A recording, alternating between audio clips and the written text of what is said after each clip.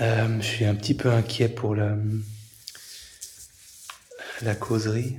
D'abord parce qu'il y a beaucoup de pages. Après, j'ai pas prévu beaucoup d'exercices, donc parfois ça va très vite. La première raison pour laquelle je suis inquiet, c'est que j'ai un rhume. Et pour les personnes qui n'ont pas de mal dans leur entourage, pour un homme, un rhume a une gravité qui est proche de la balle dans l'épaule. Entre la balle dans l'épaule et l'accident de voiture sur l'autoroute, dans la gradation, il y a le rhume. Donc je me sens extrêmement diminué. Et j'ai l'impression que mon cerveau est pas super fiable quand je suis enrhumé. Et le thème que j'avais choisi, c'était l'acceptation, mais un peu l'acceptation qui prend la direction aussi de la désidentification, parce que les deux choses sont très liées. En tout cas, elles étaient très liées quand j'ai rédigé ça dans ma tête. Donc, l'acceptation. L'acceptation est souvent quelque chose qu'il est désagréable de s'entendre prescrire. Il y a beaucoup de gens qui disent à d'autres gens « mais tu sais, il faudrait juste que tu acceptes ». Et c'est super énervant, parce que quand on vient le juste est particulièrement énervant. Parce que c'est pas un truc qui se décrète, c'est un résultat, mais c'est le résultat d'un processus, de quelque chose, mais c'est pas quelque chose qu'on peut choisir de vivre instantanément. Tout comme le quasi-synonyme, sous un certain angle, qu'est le lâcher-prise. Hein. Il te faudrait maintenant juste, tu vois, lâcher prise. Et il y a même un enseignant de méditation qui m'a fait rire, mais pas pour de bonnes raisons. Parce que il disait, vous portez parfois des choses lourdes.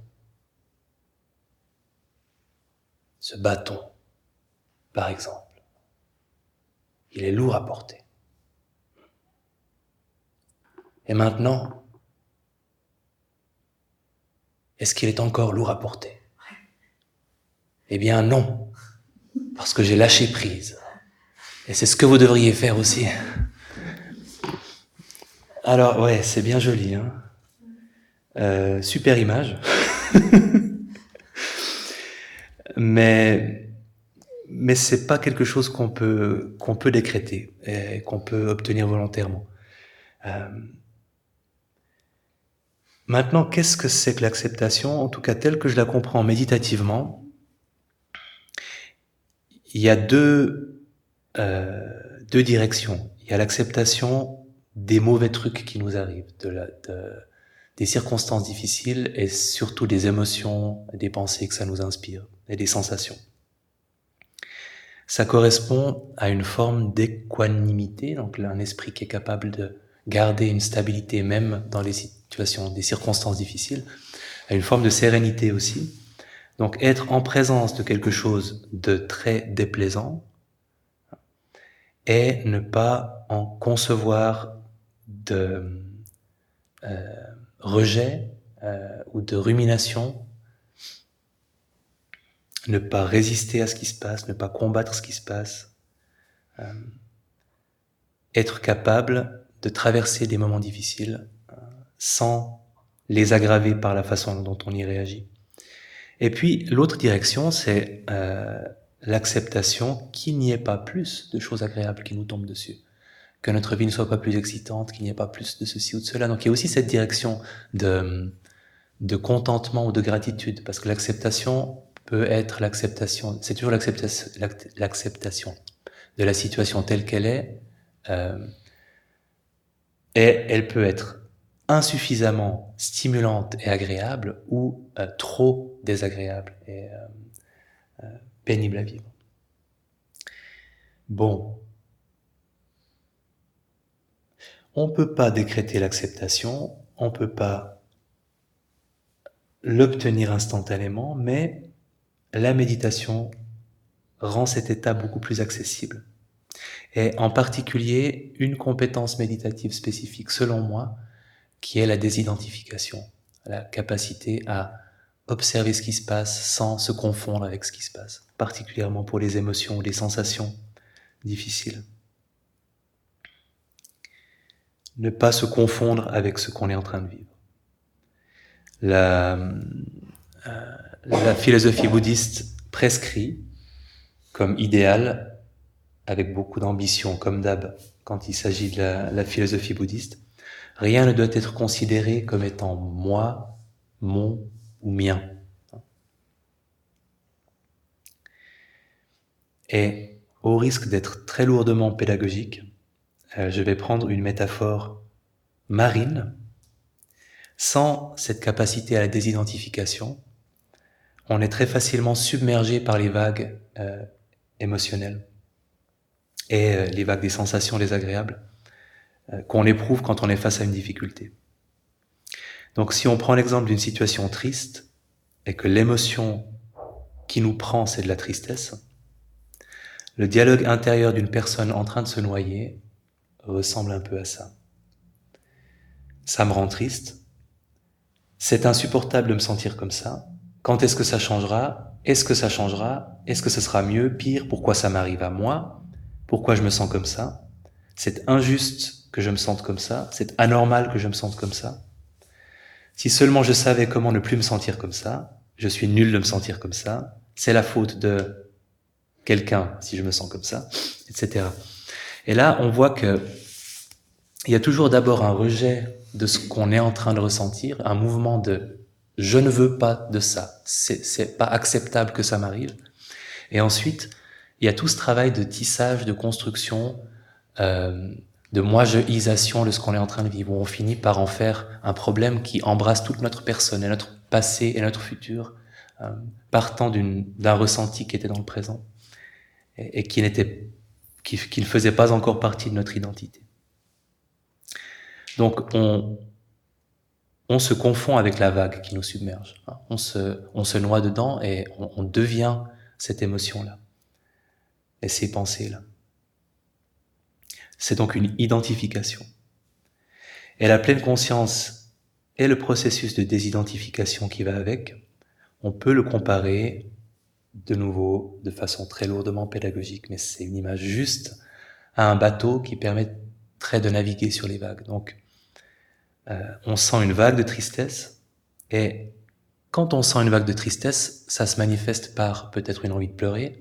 C'est une sensation, l'envie de pleurer, c'est quelque chose qu'on sent au niveau du visage, quelque chose qui se noue dans la région abdominale, une gorge qui se serre, et un ressenti, une lame de fond émotionnelle.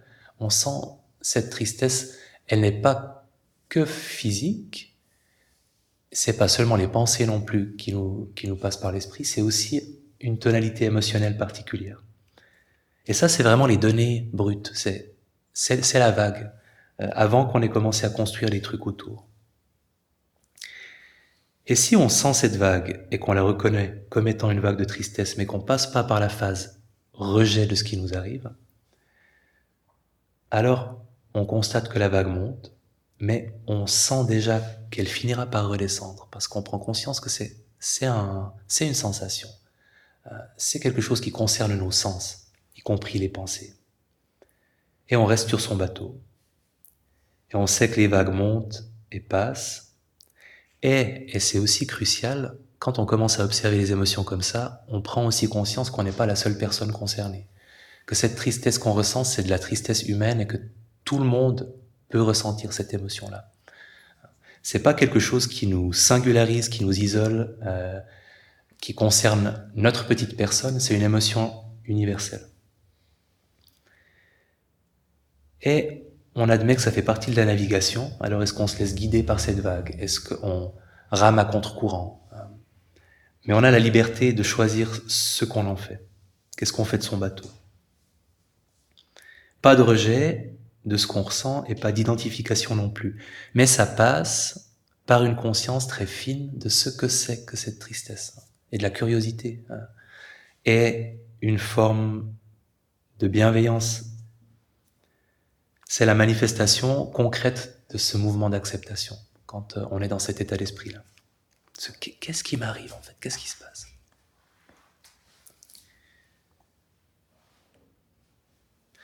La même chose est vraie pour les élans, les impulsions vers le chocolat, Netflix, l'achat d'un iPhone, les vacances, une nouvelle relation. Quand on sent que c'est une impulsion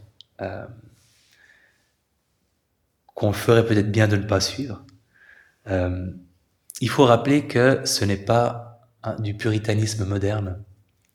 C'est pas qu'il faut renoncer aux désirs, aux envies, mais c'est, petit 1, se sentir libre de ne pas suivre une envie quand on prend conscience qu'elle ne nous rendra pas plus heureux, et ne pas être ou être simplement de moins en moins dépendant de cette gratification immédiate pour être heureux, en fait. Cultiver un bien-être émotionnel qui ne dépende pas d'une stimulation constante. Et là, le processus est le même, c'est une vague de désir d'achat de l'iPhone. On en est à quel numéro? Le 10? 11? Voilà. Une vague d'envie d'acheter l'iPhone 11.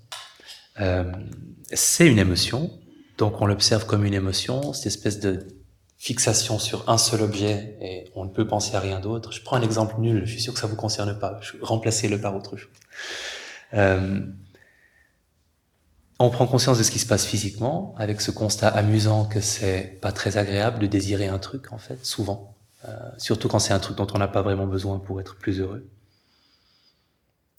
Et, puisque on ne suit pas cette envie, puisqu'on l'observe, là aussi, cette liberté de la suivre ou pas, de laisser la vague redescendre, ou de la suivre. Donc, cette désidentification, ce mouvement d'acceptation qui passe par la désidentification, c'est avant tout un synonyme de liberté et d'autosuffisance dans la fabrication de notre petit bonheur personnel, d'autonomie. On vit nos émotions, on vit nos impulsions sans être dupe ou sans en être victime,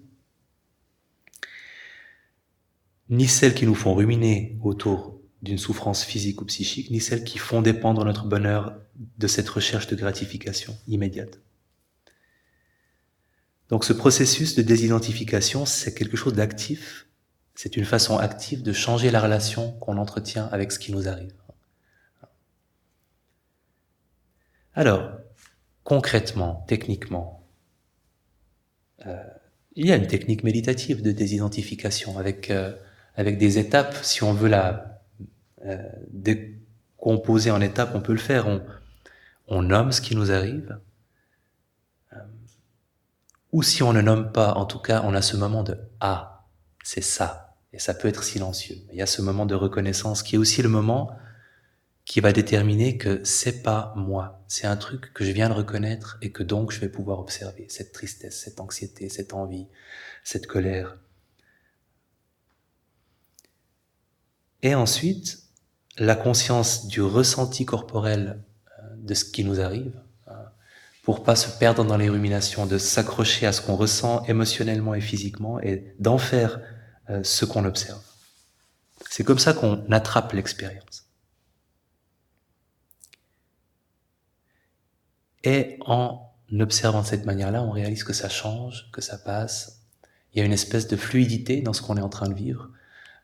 Et on le garde comme un phénomène qui est présent dans notre attention et pas comme une partie de notre identité ou une partie de notre personnalité. Et évidemment, ça c'est la technique, mais il y a une méditation spécifique pour développer cette capacité, cette compétence qui est l'attention ouverte. On ne fait que ça finalement dans l'attention ouverte. C'est tiens, une sensation, elle n'est pas moi, et elle est déjà en train de changer. Et maintenant, pouf, c'est une pensée qui attire mon attention. Et c'est pas moi. Et au-delà de ça, il y a une curiosité qui va avec cette qualité d'attention. C'est qu'est-ce que c'est exactement qu'une pensée? Est-ce qu'elle s'est manifestée comme une image, comme une parole? Qu'est-ce que c'était? Et maintenant, qu'est-ce que c'est? Si c'est un son, à quoi ressemble ce son pour moi? Il y a aussi tous les moments où votre attention est distraite, où vous avez un objet de méditation comme la respiration, et paf, vous réalisez que vous n'êtes plus avec la respiration. C'est de l'attention ouverte aussi, parce que c'est l'instant où vous vous dites « Ah, c'est quoi? C'est une pensée. Et elle ressemble à quoi ?» Et ce moment de reconnaissance, c'est aussi un moment de désidentification de votre expérience et d'attention ouverte. On le fait aussi beaucoup dans les 5 minutes en situation de stress et dans l'exercice de surf sur les envies pour lequel il y a aussi un enregistrement. Sur le plan cognitif, ce que fait notre cerveau quand on est en désidentification, on n'est pas dans l'analyse, on n'est pas dans la réflexion. L'état le plus proche, c'est cet état de curiosité, d'investigation que vous pourriez avoir si vous avez vu un oiseau se poser sur votre mangeoire en face de votre fenêtre et vous avez un doute sur quel oiseau c'était. Et vous regardez la mangeoire parce que vous espérez qu'il va revenir et vous avez cette qualité d'attente, de curiosité. C'est ça, la qualité mentale qu'on recherche dans cette attention ouverte et dans cette désidentification, c'est ce. On plisse peut-être un peu les yeux, qu'est-ce que c'est exactement que ça? Une forme de curiosité intellectuelle, mais qui n'est pas intellectuelle, qui est vraiment plus basique que ça.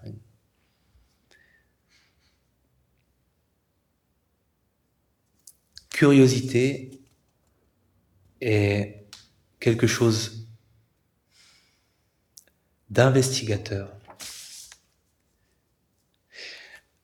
avec aussi cette idée que, surtout pour l'attention ouverte, que ce que vous l'observez comme si c'était la première fois que vous l'observiez. On parle dans certaines traditions bouddhistes de l'esprit du débutant, cette capacité à vivre chaque instant, à observer chaque phénomène, chaque manifestation de nos sens, comme si c'était la première fois qu'on l'observait, avec cette curiosité. Je ne sais pas ce que c'est en fait, que la respiration, je ne sais pas ce que c'est que l'inspiration, que l'expiration. Oubliez ce qu'on sait un peu. Sur le plan cognitif, il y a tout ça, hein, ces éléments-là. Et si vous avez une activité dans laquelle vous reconnaissez que ces éléments sont présents, cette curiosité, cette investigation, cet esprit de débutant, c'est un bon point d'ancrage pour vos méditations en attention ouverte ou quand vous avez une distraction que vous voulez observer, d'évoquer cet état d'esprit-là, si vous l'avez dans votre répertoire et que vous l'utilisez ailleurs que dans la méditation. Et c'est surprenant, mais c'est vrai, en même temps ça va un peu avec. Il y a une tonalité émotionnelle qui accompagne souvent cet état d'esprit, de l'émerveillement ou de l'ébahissement, cet enfant qui est en train de regarder une sauterelle et qui a la bouche ouverte et les pupilles comme ça, les yeux grands ouverts. Il y a quelque chose d'agréable, c'est pas émotionnellement neutre, vous êtes en train de vous émerveiller devant quelque chose. Presque, ça pourrait tendre vers une forme d'admiration ou de plaisir de la découverte, en fait. Et émotionnellement, on peut faire appel à cette émotion-là quand on est en attention ouverte. Même pour quelque chose, alors ça relève peut-être d'une forme de masochisme sophistiqué chez moi, mais dans les retraites méditatives, parfois j'ai très mal, parce qu'on a toujours très mal à un moment ou à un autre. Et puis, par moments, je dis, ok, qu'est-ce que c'est que ce truc qui me fait tellement mal? Et il peut y avoir un confort émotionnel dans cette espèce de naïveté, de pas traiter la douleur comme un truc énervant qui devrait pas être là, mais dire, mais tu m'intéresses, tu es fascinant, tu me fais ressentir un truc intense. T'es qui, t'es quoi, t'es où, et tu ressembles exactement à quoi. Et cette curiosité intellectuelle et cette capacité à l'émerveillement émotionnel se combinent dans cet état d'esprit-là. Et si on cultive cette désidentification et l'état d'esprit qui va avec, si on en fait vraiment une compétence qu'on commence à connaître, qu'on commence à pouvoir évoquer facilement, le point culminant de tout ça, c'est un immense sentiment de sécurité. C'est-à-dire que quoi qu'il arrive, on a ce bateau. quelle que soit la vague et la tempête sur la mer, on a ce bateau, et donc on a cette capacité à vivre ce qu'on est en train de vivre, avec cette curiosité, avec cette capacité à l'émerveillement. Et ça crée de la sécurité parce qu'en fait, c'est une zone, c'est une safe place intérieure. C'est un endroit sécurisant que vous avez toujours en vous. Vous n'avez pas besoin de doudou, pas besoin d'une autre personne, pas besoin... C'est en vous. Et vous pouvez l'évoquer. Dans une anecdote que j'ai racontée 120 millions de fois, mais je suis le seul à l'avoir entendue à chaque fois que je l'ai dite. Donc, je peux quand même la redire.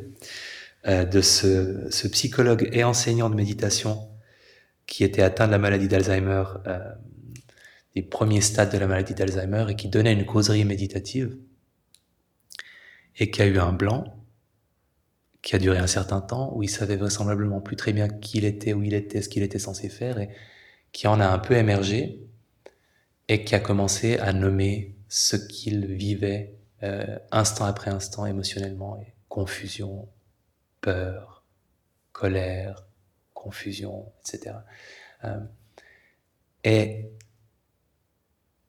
évidemment que c'est la situation dans laquelle c'est la situation la plus menaçante pour notre intégrité mentale, spirituelle, cette maladie-là. Mais ce qu'il affirmait, c'était finalement que cette faculté d'observation, cette safe place intérieure, ce bateau était toujours là, même dans ces circonstances-là. À partir du moment où il était sorti de la phase de confusion sur laquelle il n'avait aucune espèce de contrôle, il pouvait redevenir le monsieur sur le bateau, dans une tempête très difficile, capable de rester sur son bateau quand même et de laisser les vagues passer. Ou cette petite fille, gravement malade du cœur, à laquelle on demande « Comment vas-tu ?» et qui répond « Mais moi ça va très bien, c'est mon cœur qui ne va pas. » Là aussi, elle était solidement installée sur son bateau. C'est là, en fait, cette attitude-là, son bénéfice ultime, c'est ce sentiment de sécurité permanent, de liberté, d'aisance et de sécurité permanent. Ça, c'est par rapport aux mauvaises choses qui peuvent nous tomber dessus. Mais on développe aussi une capacité plus grande à se satisfaire de la vie telle qu'elle est. Et pas seulement, et c'est peut-être le truc que je voulais aussi dire, parce que je crois que j'en ai pas parlé souvent, mais pas seulement parce que les vagues d'envie à problème, on les laisse plus facilement passer, parce qu'on a cette capacité de désidentification, pas seulement à cause de ça, on a une plus grande capacité à se satisfaire de la vie telle qu'elle est, parce qu'il y a un cadeau supplémentaire inattendu de la pratique de l'attention ouverte, de la pratique de la pleine conscience finalement. C'est une capacité d'émerveillement pour le quotidien qui relativise la nécessité d'avoir des trucs plus excitants que ce qui est déjà là. On réenchante la vie telle qu'elle est par le regard qu'on porte sur elle. Parce que l'enchantement, il est là, il est pas dans les choses qui nous entourent. Et cet esprit du débutant, si vous redécouvrez chaque jour tout ce que vous aimez, comme si c'était la première fois que vous pouviez l'apprécier, c'est cette qualité de bonheur finalement qu'on peut cultiver, en affinant cette compétence-là. Et là aussi, si on revient à l'enfant qui observe sa sauterelle, quel est le rapport entre la désidentification et cette capacité d'émerveillement? Parce que c'est pas du tout évident, a priori. Alors, revenons à l'enfant qui observe la sauterelle. Et il regarde cette sauterelle, il est fasciné, et c'est agréable d'être fasciné. Donc il est bien. Il y a cette détente, cette bouche ouverte, cet abandon complet à l'observation de ce que c'est qu'une sauterelle. Et il n'en a jamais vu une. Et ensuite, malheureusement, drame, on lui explique que c'est une sauterelle, parce qu'il dit « c'est quoi cette chose merveilleuse ?» Il dit « c'est une sauterelle ». Et la prochaine fois qu'il voit une sauterelle, il se dit « ah, une sauterelle ». Et en conceptualisant la sauterelle, il a désenchanté la sauterelle. Et c'est ce qu'on fait tous. C'est aussi le processus d'apprentissage, on se simplifie la vie en ayant des concepts qui nous permettent de ne pas consacrer trop de temps à des choses qu'on a déjà traitées. Mais on perd cette capacité d'appréciation des choses telles qu'elles sont. Parce qu'en fait, quand on quitte les données sensorielles, on commence à conceptualiser. Et c'est ce qu'on fait aussi quand on passe de une vague de tristesse à je suis déprimé. On ressent une émotion qui est la tristesse, et puis quelque chose en nous se dit, ah, je connais ça. C'est quand je suis déprimé que je me sens comme ça. Et donc, je suis de nouveau en train d'être déprimé. Et pourquoi je suis toujours déprimé? Et paf. Donc, comment on en arrive à ce moi-je, cette moi-je-isation qui nous enfonce dans le trou de la tristesse, qui transforme la tristesse en déprime? C'est cette conceptualisation qui nous rend tellement service, qui nous permet d'identifier une émotion, de pas la vivre comme si c'était la première fois, mais comme si c'était la 100 millième fois, et de se dire, ça y est, c'est de nouveau ça. Pourquoi c'est de nouveau ça? Donc, la conceptualisation nous joue des tours, et pour les émotions désagréables, et pour les petites choses de tous les jours qu'on pourrait apprécier davantage si on passait pas par cette phase de conceptualisation, de les mettre dans une petite case. C'est pour ça que le but, c'est de rester, de revenir aux données sensorielles pures, de retrouver la sauterelle que vous aviez vue la première fois, parce que c'est quelque chose que vous voyez, que vous écoutez peut-être, et c'est comme ça que vous l'avez apprécié tellement la première fois. C'était pas en conceptualisant la sauterelle et en réfléchissant sur elle. C'est cet état-là qu'on cherche à retrouver. On court-circuite en fait cette chaîne qui part de « je ressens quelque chose ». Ah, c'est ça. Et souvent, il y a encore avant un « je ressens quelque chose que j'aime pas ». Et après, il y a un « ah, c'est ça ». Et je veux pas ça, et j'aime pas ça, etc. On essaie d'en rester à « je ressens ça ». Et de voir ce que ça peut nous apporter de rester là. Ou je perçois ça, hein, c'est pas forcément un ressenti, c'est tous nos sens qui sont concernés.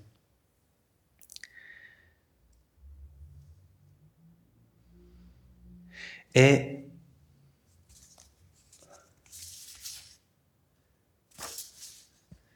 je voulais aussi dire que ça facilite beaucoup pour les émotions difficiles,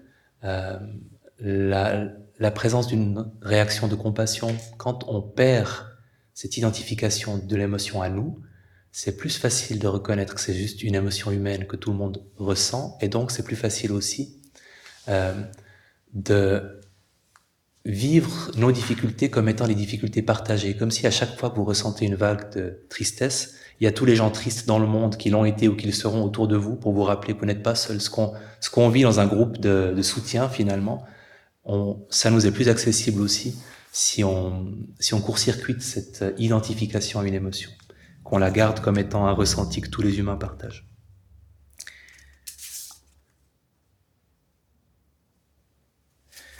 À propos de sauterelles, pour cette capacité d'émerveillement,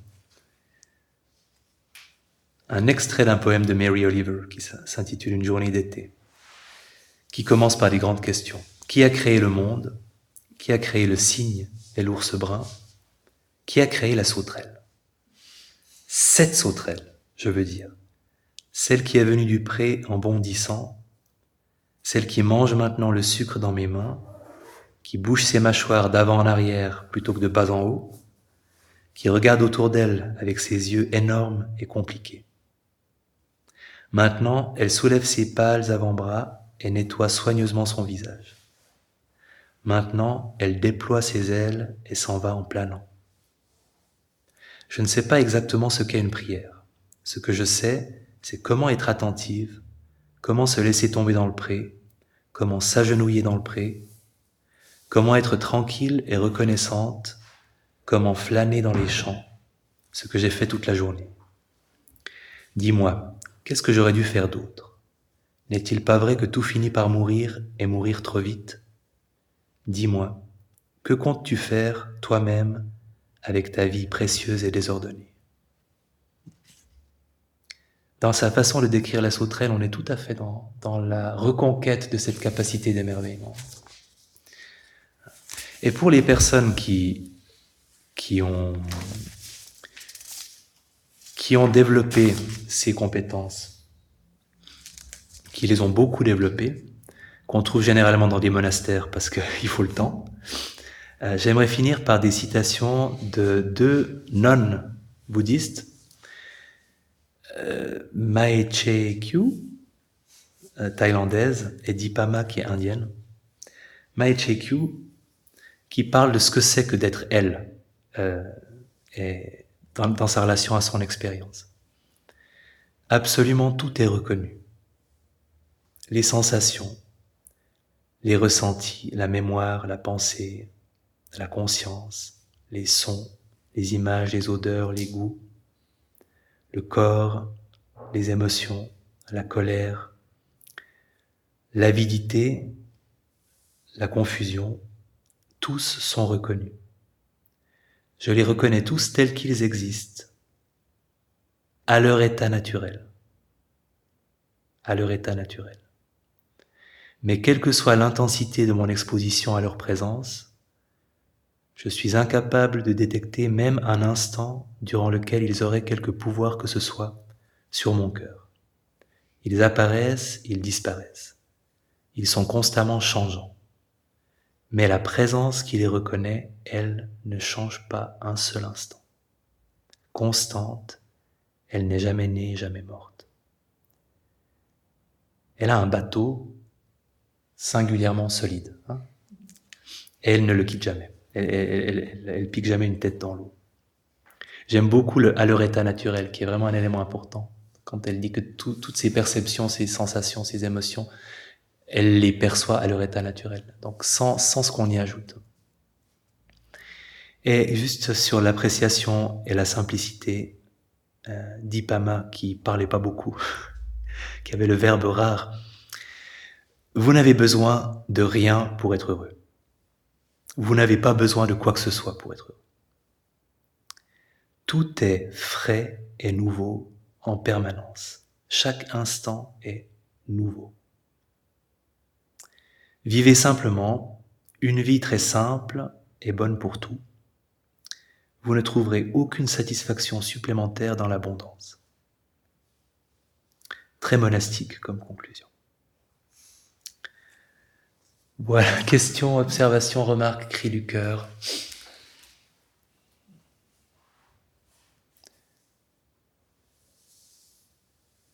Est-ce que c'était décousu ou pas? Non. Est-ce que j'ai le rhume? J'ai pas de conscience morbide quand j'ai le rhume. Mais tu n'acceptes pas ton rhume. Non. Je suis loin d'avoir atteint le niveau de... Voilà. Le rhume est une infamie qui ne devrait pas exister. Il me frappe, moi, et c'est totalement injuste. Je ne sais pas quand il passera. Ce que j'ai fait de faux dans ma vie pour que ça me tombe dessus. Tu peux juste redire la dernière phrase, la journée d'été? Oui. À propos. La vie. Dis-moi, qu'est-ce que j'aurais dû faire d'autre? N'est-il pas vrai que tout finit par mourir et mourir trop vite? Dis-moi, que comptes-tu faire toi-même avec ta vie précieuse et désordonnée? Merci. C'est précieux ce que je trouve. Oui, alors cette capacité d'émerveillement, pour la cultiver, je trouve qu'un bon raccourci, de temps en temps, c'est de se rappeler de l'état d'esprit qu'on avait en étant enfant, par moment, face à ces moments qui vous paraissaient être une éternité, mais où vous ne faisiez rien, et où vous observiez quelque chose avec beaucoup d'attention. Dans les moments d'attention ouverte, il m'est arrivé d'avoir les flashbacks de mon enfance, parce que j'étais dans un état très agréable d'émerveillement de ce qui se passait en moi qui n'avait rien de spécial. Et tout à coup, je me rappelais en train de regarder des nuages couchés dans l'herbe quand j'avais 7 ou 8 ans, parce que c'était la même chose, parce que c'était cette même qualité d'attention-là. Et cette capacité à se satisfaire de ce qui vient, en fait. Ce qui vient est super intéressant parce qu'on ne sait pas ce qui va venir ensuite et parce qu'on ne sait pas vraiment ce que c'est. Et c'est nouveau et c'est frais, comme le dit Dipama. Donc, notre enfance, certains moments de notre enfance peuvent être des bons enseignants pour cultiver cette disposition-là. Je vous souhaite une bonne soirée. Je ne veux pas vous prendre plus que les 5 minutes que je vous ai volées.